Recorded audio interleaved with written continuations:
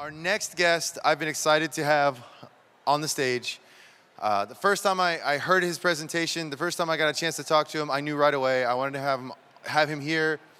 I wanted to work as much as I can with him because I believe in his mission, I believe what he's doing, because he's trying to change a paradigm. So please present a warm welcome to Dr. Peter Ballerstedt. Thank you so much. Thank you, brother. Afternoon, everybody. Thank you. So, ruminant reality check. What I hope to do today is give you some information, teach you about this wonder called ruminants. There are more ruminants than just cows, but those are the ones many people are most familiar with. I want to give you some information about what role they've played in humanity's past, why they're essential today, and why they will be essential to meet the needs of the 2050 world that's coming at us. I also hope that I can give people some information that they can take with them as they go back to living their lives, back in the world and have to do things like shop, or maybe they get to spread the message to others, maybe give some information that'll be useful to you. So just to give you my background, I'm an agronomist. I'm trained in soils, I'm trained in plants, I also am trained in ruminant nutrition. So I'm trained in those things dealing with healthy soils, healthy plants, and healthy animals. Like many, I've had my own personal health journey.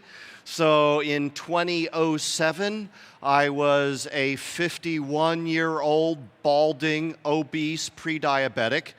Today, I'm just balding.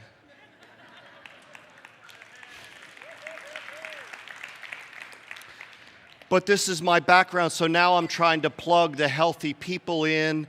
I'm trying to introduce our message here to my agricultural tribe, and I'm trying to introduce my agricultural tribe to you and similar audiences, and I get to do that in a number of places.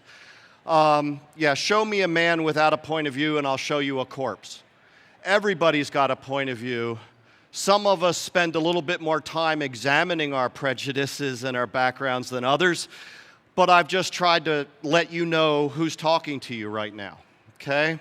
But if an honest man is wrong after demonstrating that he is wrong, he either stops being wrong or he stops being honest.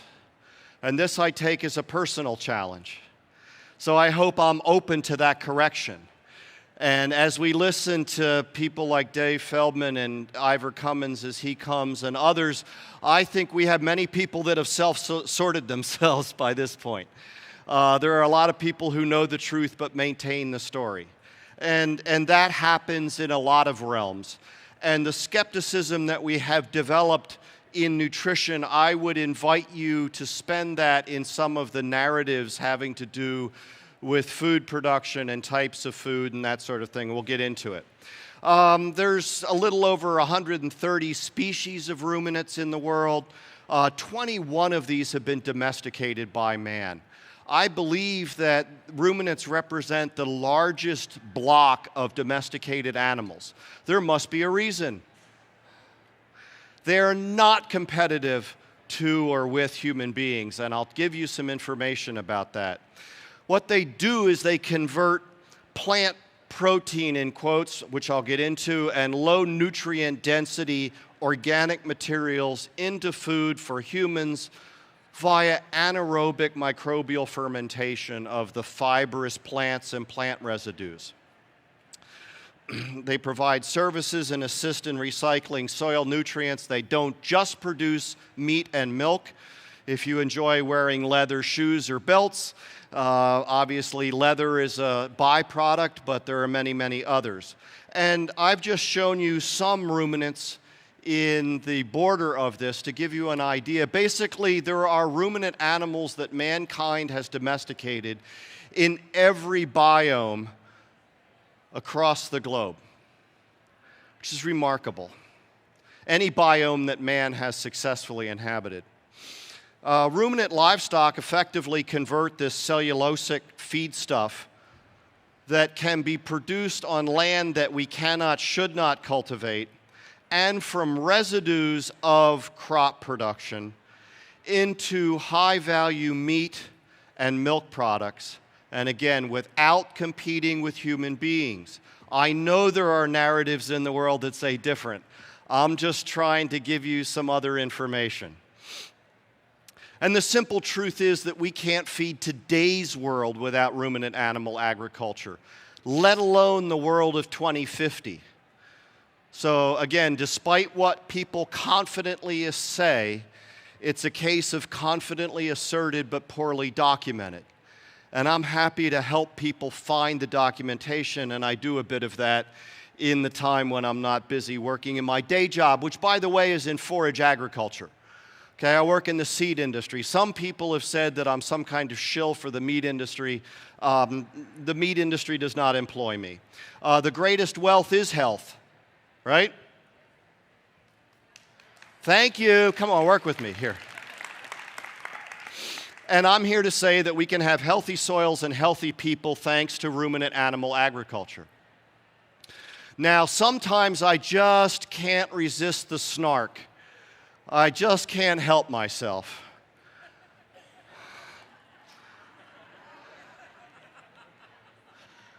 You know, it is arguable that the meat industry today is better for the health of the American public than the so-called healthcare profession.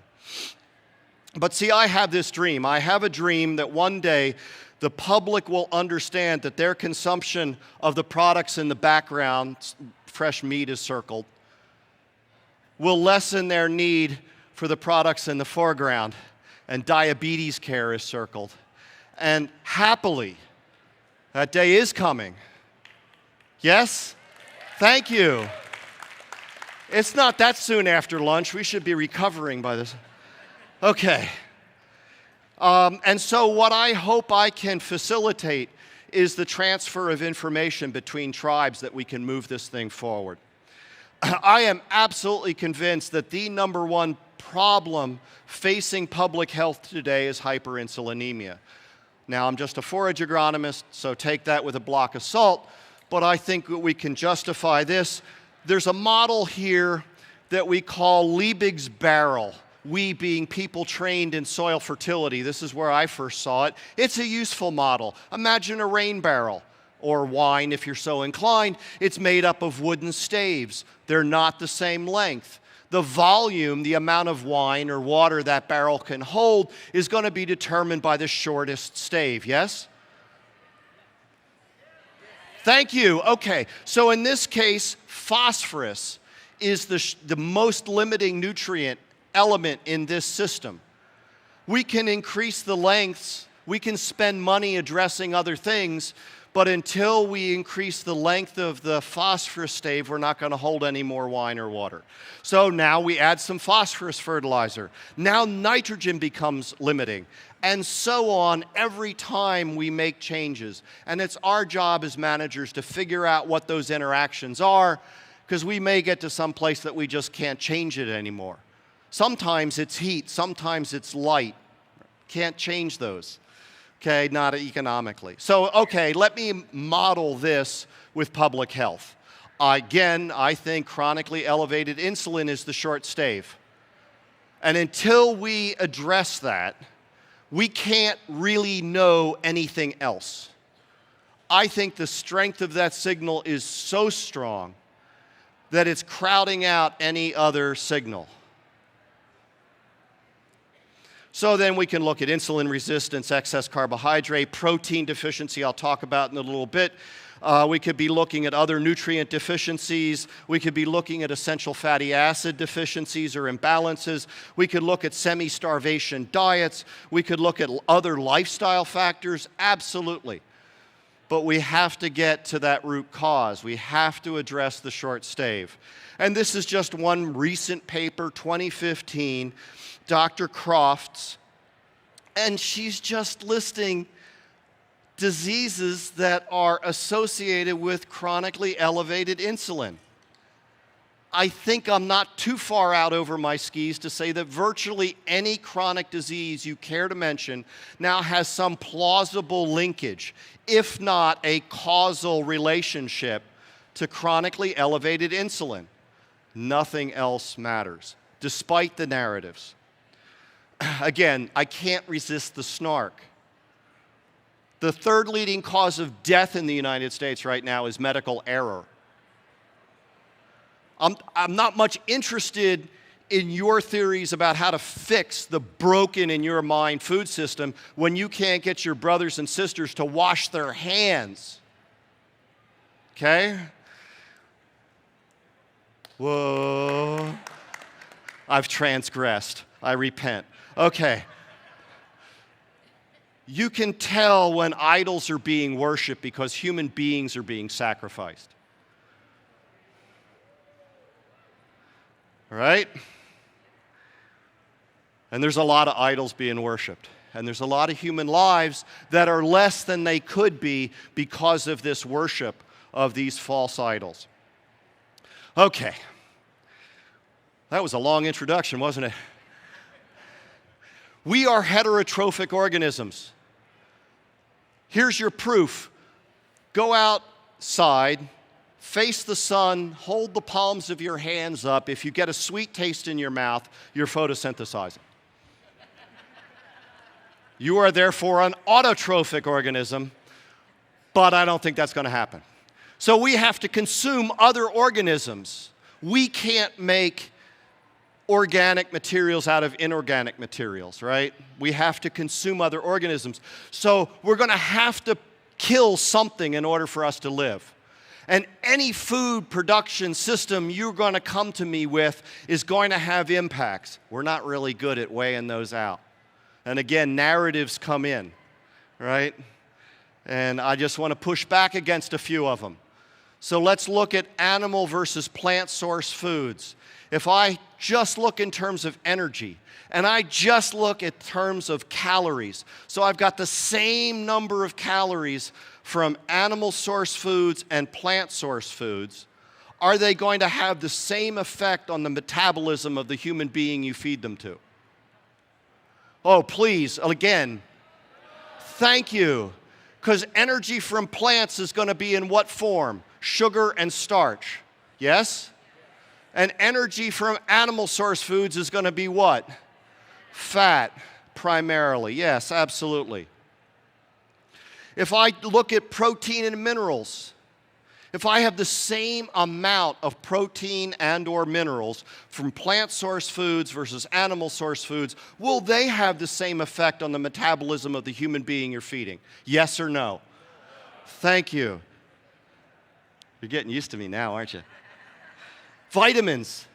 Is the requirement for vitamins a fixed thing independent of the source of the diet you're feeding the human being? So if I feed somebody a primarily plant source diet, they're going to need more of these vitamins than somebody who's eating a primarily animal source diet. So are plant source foods required in the human diet? No, it's nice to have them if you're okay with them, right? But they're not a requirement. Well, that's kind of awkward, isn't it? We're supposed to be on plant-based diets. So thanks to photosynthesis, we produce glucose. From CO2, from water, we produce oxygen as a byproduct.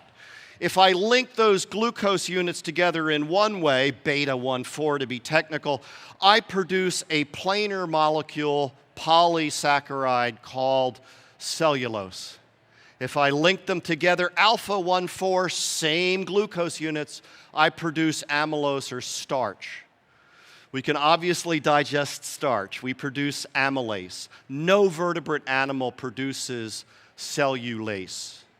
We're entirely dependent on microorganisms to produce the enzyme necessary to break down, liberate the glucose out of the most abundant carbohydrate in the biosphere. If photosynthesis continued unabated and there was no microbial degradation of cellulose, the life on Earth would stagnate in 25 years due to a lack of CO2. Game over. Life over. Well, the ruminant animals, which have existed in some form for about 50 million years, grasses are about 60,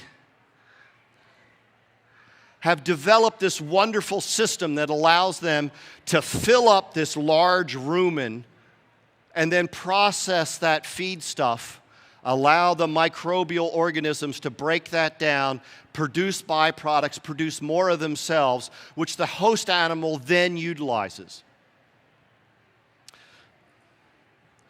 And it's wonderful, this ecological fit. There are such things as essential macronutrients, yes? You didn't know participation was expected here, did you? Okay. So let's look at amino acids. There are essential amino acids in the human diet. There's no such thing as an essential amino acid in a ruminant diet. Ruminants can utilize non-protein nitrogen. This is really important ecologically. If I look at fatty acids, there are essential fatty acids in the human diet. Apparently, there's no essential fatty acid in a ruminant diet.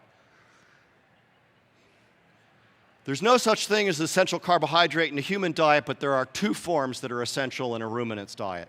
They have to have both fiber and non-fibrous carbohydrate. They have to have cellulose or some form of fiber. They also have to have either starch or sugar in order for that system to operate properly. Okay? I find that a nice meshing.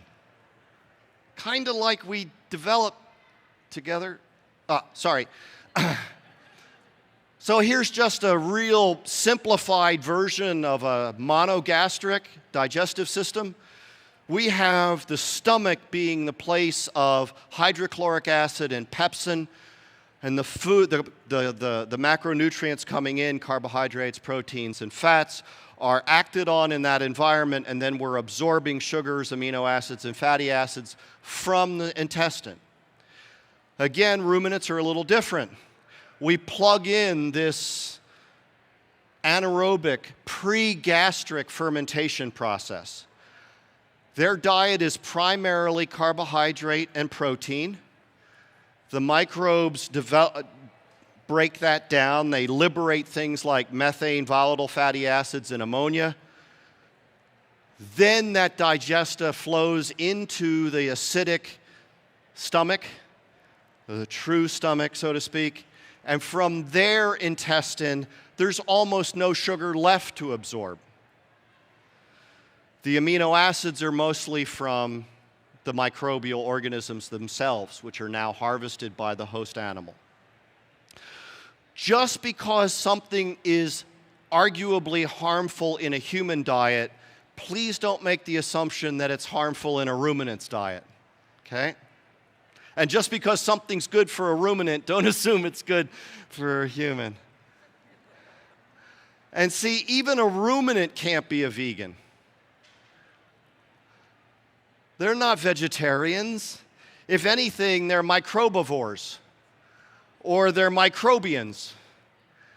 They're growing this crop of microorganisms which they then harvest. Yes? That's a remarkable ecological function. So true health food comes from ruminants. Clockwise from upper left, we've got beef, we've got goat, we've got venison, we've got lamb, and they're all different kinds of fermented plant products. I'm launching a new campaign. You know, fermented products are supposed to be all the rage. We'll just tell them that. And this is, in fact, fermented plant products. I just described ruminant digestion, right? Okay.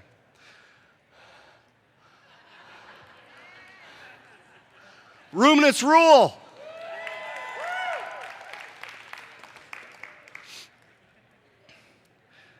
Seriously, the functions that they provide are absolutely essential. Our grasslands will collapse if we don't have ruminants grazing them, okay? Grasslands don't stay grasslands. They don't stay healthy and productive unless you graze them or burn them. I'd rather graze them. They convert structural, non-structural carbohydrates into fat. Thank you. They convert plant protein, in quotes, and non-protein nitrogen into high-quality animal protein. They reduce the unstable polyunsaturated fatty acids to monounsaturated and saturated fatty acids. They produce vitamin B12 and other vitamins. They increase the bioavailability of essential minerals. They degrade anti-quality plant components like phytates. Feed it to a ruminant, it's not in the flesh. Maintain health of grassland ecosystems, recycle nutrients and build soil health, provide services like draft, right, and byproducts. They generate new wealth, something in excess of $430 billion of new wealth generation worldwide from ruminant animals. So what's your alternative if you want us to go meatless? And isn't it interesting, we've got meatless Mondays, but not tofu-less Tuesdays. Again, a ruminant's diet is less than 6% crude fat. Some figures say less than 5%. Interestingly enough, if there's a lot of polyunsaturated fatty acids in that, it's got to be even lower because somehow they're more toxic to ruminant organisms. But 70-80% of her energy needs come from the volatile fatty acids that are produced by that degrading of fiber into volatile fatty acids. So she ingests a high fiber diet, she digests a high fat diet. You are not what you eat, you are what your body does with what you eat. And again, ruminant animals increase the food supply for humanity. At least half, and in some parts of the world, fully 100% of their diet is completely unusable by humans. So what's your alternative? We didn't evolve to eat meat. We evolved because we ate meat.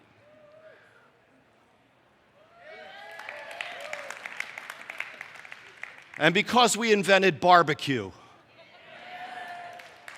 We are in Texas, after all. For a modern disease to be related to an old-fashioned food is one of the most ludicrous things I've ever heard in my life. 1973, Professor Cleve tried. It's a very sad story. We're familiar with most of it. We have advocates today telling us that we're supposed to be eating plant-based diets. Humanity is already eating a plant-based diet. Is that a good thing? Worldwide, the majority of calories in humanity's diet come from plants. Saw a little earlier that that's going to have a different metabolic effect than if we could get more of their calories coming from animal products, yes? And in the United States, what is it? 60% of our calories, whatever, are coming from sugar, starch, and vegetable oil. And who's the genius that thought to call that vegetable oil? There ain't no vegetables involved. Why do we call it that? Oh, because vegetables are supposed to be healthy. Brilliant. If we look at protein, worldwide, and certainly in the developing world, the majority of protein in humanity's diet ends up coming from plant sources, and that's not a good thing. And we can see evidence of what's happening in the world. A week ago, I was blessed to be in Brazil, talking to an agricultural group that's doing work that's ahead of where we are in the United States, but I was there to talk to them about the nutrition stuff, quoting all the experts that are here talking.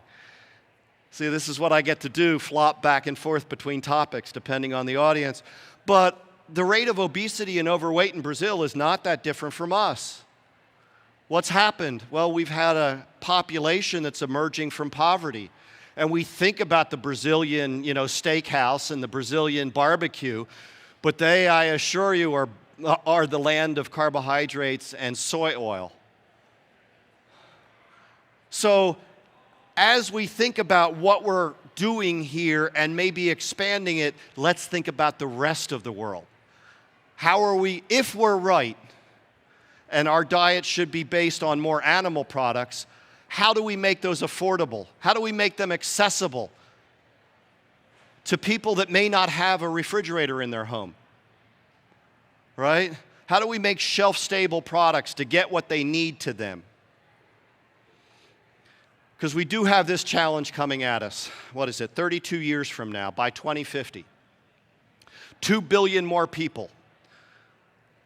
UN projects that we're going to have to double food production. Now, we can fudge that a little bit by saying we could make a significant gain by reducing food waste. And oh, by the way, there's far more food waste in fruits and vegetables than there is in meat. That's interesting. They never talk about that, do they?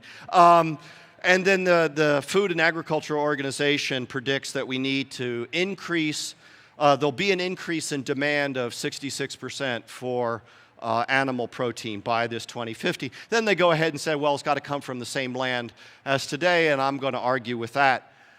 So take an apple in your imagination, okay? Cut it in quarters. Set one of those quarters aside for the moment, take the other one, cut it in half. Now cut that bit in half. Then cut that bit in half. That's a 32nd, right? Did I do the math right? Now take the skin off that 32nd. That's the soil that we've got to produce the crops that are directly utilizable by human beings. Less than 4% of the Earth's surface is arable land. That other quarter that I told you to set aside, that's the bit that can grow grass on rangeland or in forestry systems that we can run through ruminants to produce high-quality animal fat and animal protein. So when you hear people say that there's all this agricultural land dedicated to livestock production, they are at best trying to fool you. They're counting all that rangeland as the agricultural land, as if we could produce crops on it. I call that male bovine fecal matter. It's a technical term. Now imagine that peel. Okay, so I've already done that. Soil degradation is a significant threat to worldwide human flourishing.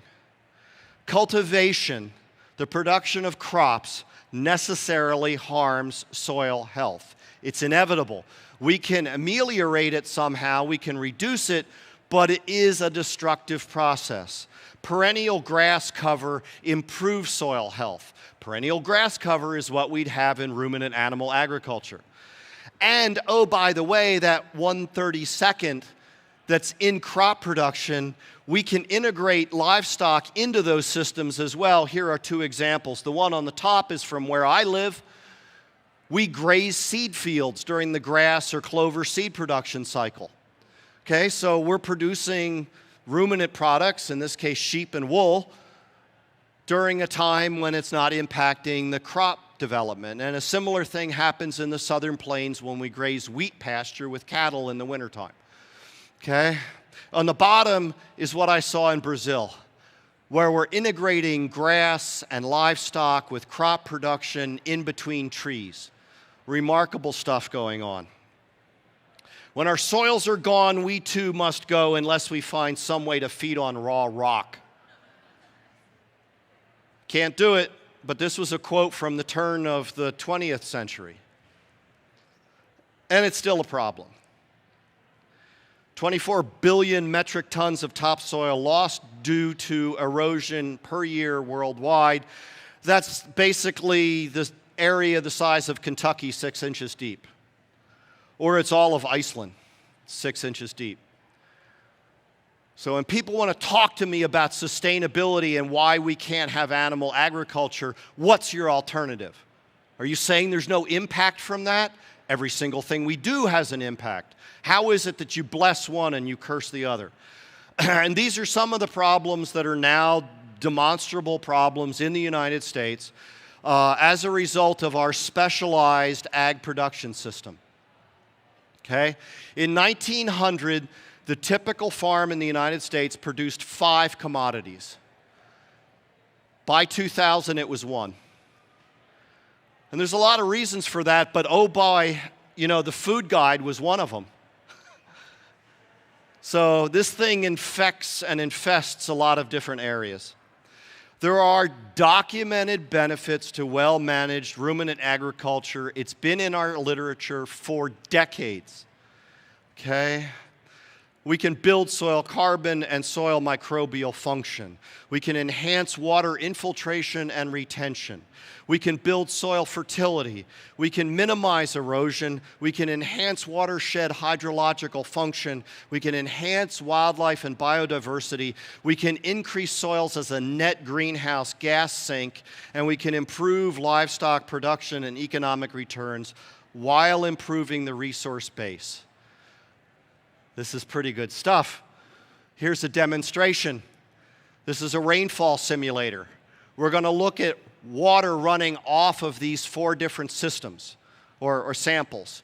We have a sod from a clean-tilled field on the middle, on this side, the far side. Okay. Then overgrazed pasture. Okay. Then pasture, well managed. And then something called cover crop, where we're going to plant some community of plants onto the cropland just to keep the ground covered, put some more organic matter in during a fallow period outside of the crop cycle. But note, we have this set up so that any water that infiltrates won't get collected, and any water that runs off does get collected.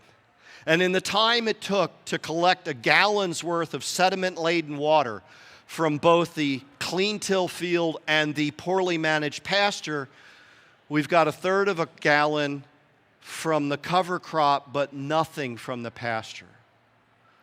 So just being pasture isn't enough. We need to have the management key. Here's another demonstration of the benefits of long-term grass on soil health. This is a demonstration of water-stable structure. Now, we call these clods. Technical term is a PED, P-E-D. So, no, not that kind. Wow. So the technician has dropped a dried PED from a soil that's been continuous conventional corn production. Okay? She's then immediately dropping a PED from the same soil type on the other side of that field. There's a fence, and now this is grassland, long-term grass. These are full water columns, so the PEDs are fully submerged. And 25 minutes later, this is what happens. We have the PED from the cornfield completely almost dissolving. It's just broken down into smaller particles. They're either at the bottom of the column or they're suspended in the water. There is no water-stable structure here. These soils will seal. They won't accept more water. You'll have more runoff. You'll have more surface water pollution. They won't be as fertile. They won't be as productive. And this is because grasses and other perennial forage crops put more of their total dry matter production into the soil than does an annual plant. The perennial plant needs to live over winter. The annual plant just needs to make seed to perpetuate itself. Different priorities. Okay? Keys to healthy soil. You need to cover the soil. You need a high plant diversity. You need to minimize soil mechanical disturbance. You need to grow plants for a maximum days out of each year. You need to incorporate well-managed ruminants. You need to manage livestock to enhance soil. What does that sound like? So what's their alternative? If we're going to not have ruminant agriculture, what's the alternative? Different amounts of carbon will accumulate at different rates in different environments. So anybody who talks about a one-size-fits-all and its impact globally is oversimplifying the conversation. Speaking of oversimplified, this is just a schematic of the typical beef production system in the United States. So we have cow-calf operation, typically running on less productive ground. 6 to 10 months, that calf after birth gets weaned. That calf can either go to better quality pasture or it could go directly to a feedlot. If it goes to the backgrounding, that's the feedlot. If it goes to stockering, that's a better quality pasture. grow it up a little bit, then send it into a feed yard where it gets a ration that, yes, will contain some higher energy feed, but to call it grain is an oversimplification. In the United States, the typical production system on a life cycle basis, feed required for an average grain-finished feedlot steer, over 80% of the feed that animal's going to consume is forage. Human beings cannot use it. Almost 10% is going to be non-forage, non-grain, so mineral, that kind of thing. And a little over 9% is going to be grain. I'm going to make the suggestion it's better to run it through a ruminant than feed it to humans.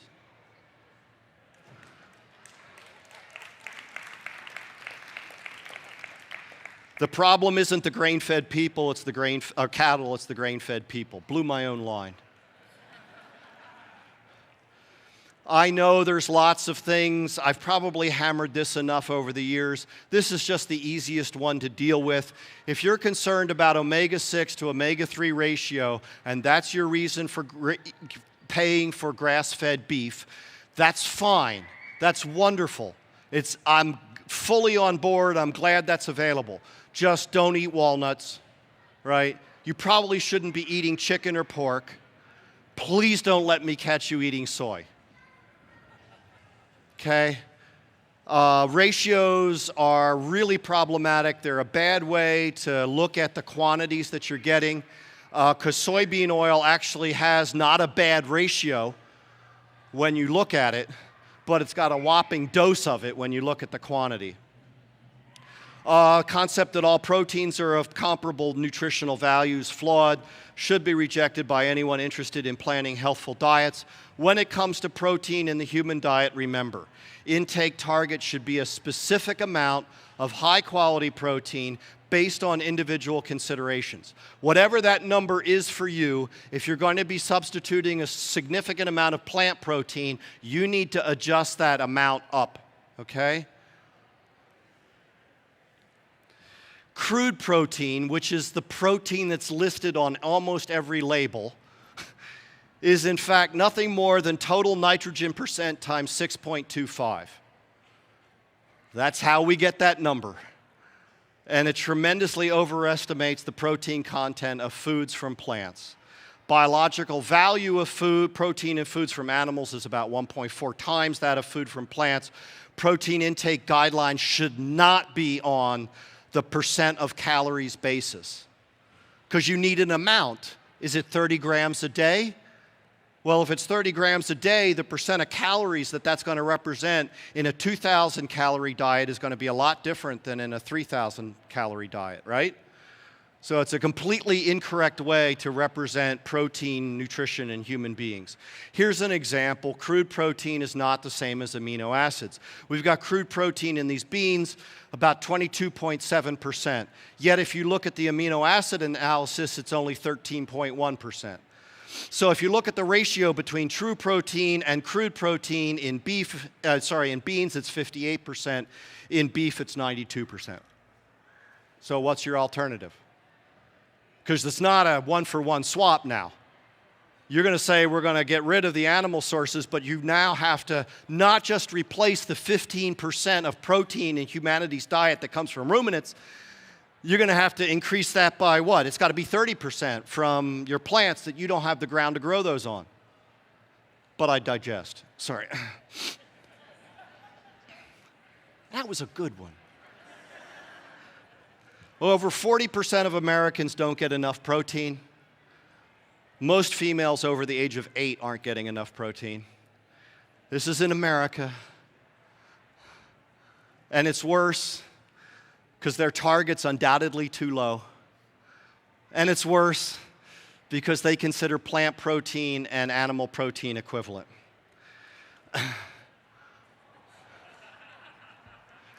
So I'm trying to launch a ruminant revolution. I'm trying to get people behind ruminant animal agriculture in the United States and worldwide. Remember, a steak a day keeps the doctor away. And arguably, the best thing you can do is stay away from your doctors. But on a serious note, I looked this up. So to all of you, in your own way, is it in your household? Is it in your wider family? Is it in your community? Are you a professional in this realm? Whatever it is that you're doing, and if what you're doing is only reclaiming your own health, you have no idea who's watching, right? Whoever destroys a soul, it is considered as if he has destroyed an entire world. And whoever saves a life, it is considered as if he saved an entire world. If I can do anything to encourage you, please let me know. I'm grateful for the opportunity. Thank you for the invitation. Thank you for your attention. This is a shout out to the Oregonians that are here.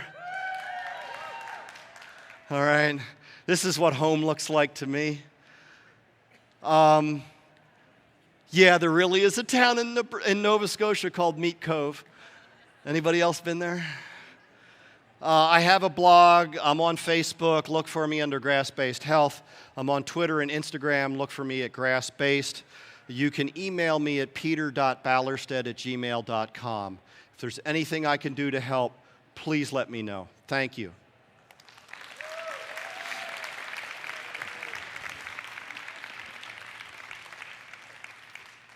If there are any questions, please make sure you speak close to the mic.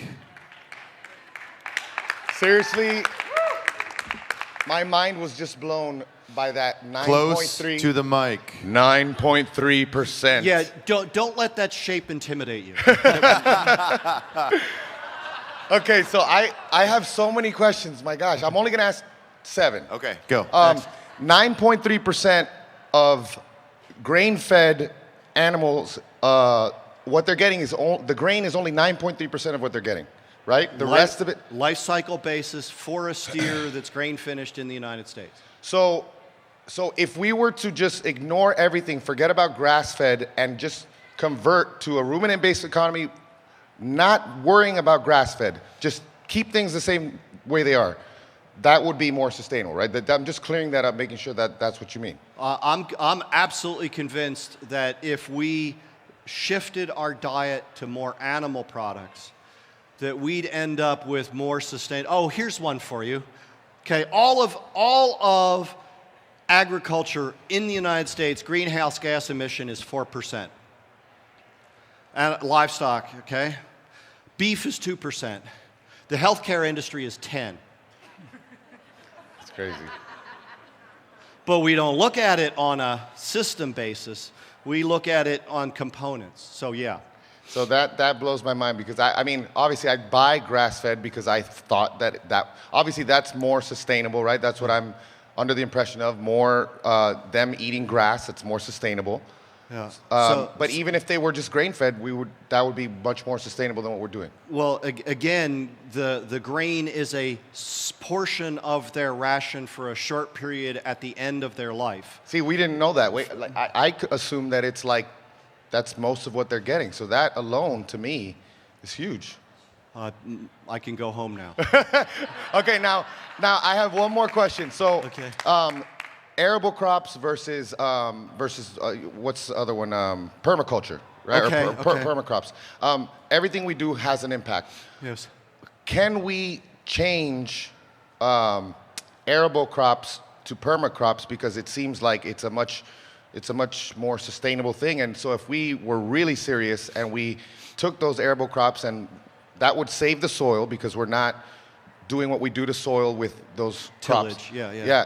Would we be able to do that? And if we did, have there ever been like models looking at what would happen if we did that? It would seem that if we were to create more permacrops, aka more grass, more animals foraging that grass, that would be much more sustainable. Well, I think it would be, but understand that we can harvest more photosynthate, if you will, from these annual crops per unit area than we can running through a ruminant animal. Yes? Okay. And then pork or poultry are always going to be fed grain. So even if they're pastured, they're getting fed grain. And the flesh of a ruminant is always going to be less impacted by diet than pork or poultry. That's the wonder of a ruminant. Yeah. Okay. we have yet to come up with a perennial grain crop. There's some, but they're trying to develop like a perennial wheat crop. Okay? But the nature of an annual plant is it wants to put all its energy into its seed crop and then die at the end of that year. So that's a hard trick to make. Yeah. But there are systems, Australia, now Brazil I'm aware of, where they're incorporating grass into their cropping system and then putting livestock into that, and what they're seeing are yield advantages. And then they're putting trees on either side of the field, and now you've got many more things going at once. You've got examples in the United States of many component cover crops going into crop fields. But hopefully at some point we come to realize we don't need to produce as much of the cereal crops. But right now, 2/3 of the cereal crops worldwide are being consumed by humans. So again, the problem with the narrative is that there's all this feed somehow that is going into animals that could go to feed humans, and there's not that much. Gotcha. Wow, that's blowing my mind. All right, last one. Well, you're going to have to talk to these people. But That's it. Okay. Okay, so people love models, and you talk about 2050, this is how much food we need to feed the world, this is how much it needs to increase.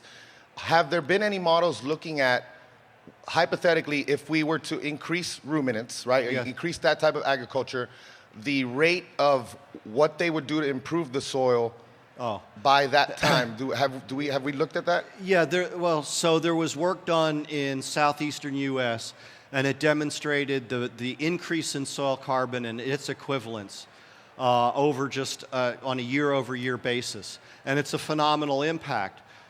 But recognize that's never been the issue. It's just been part of the propaganda. But what we do know is that for every 1% increase in soil organic matter, we can hold another 27,000 gallons of water per acre.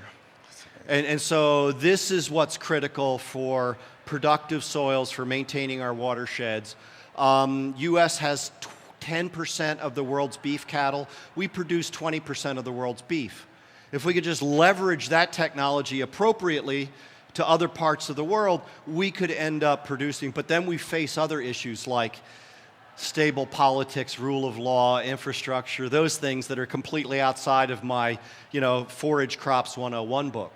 But they're worthy goals for us to work on because it talks about helping our brothers and sisters around the world flourish. So that's... Thank you. You're Awesome. welcome. Thank you. I just have a question.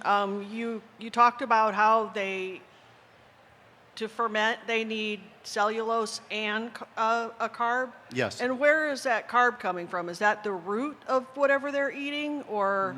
No. So in grass, for example, perennial ryegrass is a common high-quality perennial forage grass. On a dry matter basis, it can be as much as 18% non-structural carbohydrate, some form of sugar. Oh, just like the lettuces and stuff that we eat have carbs in them, and also cellulose. and Yes, stuff like exactly. that. Yeah. Okay. Yeah. And if you didn't have that, there wouldn't be the readily available energy to support the growth and activity of the microbes to then degrade the cellulose. Okay. As far as the finishing on grain, if that land was used for pasturing instead of growing grain to feed the cattle, is that more ideal? Not necessarily. And why not? Well, it depends on the environment. In most of the United States, there's something called winter. So how are you going to feed the animal during the winter? So stored feed is important. Again, they're already integrated. In some cases, we're already grazing those fields, in some cases during the production cycle. And the crops, these crops produce more harvestable yield than grass to cattle. Okay. Which we could then run through a ruminant right, and improve, shorten the life cycle of that animal, reduce its environmental impact by doing so. The poorly managed pasture that you showed the picture of, is that because of non-intensive grazing? Or what exactly, is it too many on a particular spot, or what? Well, those are certainly things, but it's, what have I, overstocked and undergrazed in some cases. You don't have enough animals to do it right, but you don't have enough control of the animals that you do have to give a place of rest. So they come back and they regraze and they regraze and they regraze and they kill out the species that you want, and you're left with low productive, and ultimately you get back to bare soil, and then you get problems. Okay. Ladies and gentlemen, we've got to call it. Thank you very much, Dr. Peter Ballerstedt.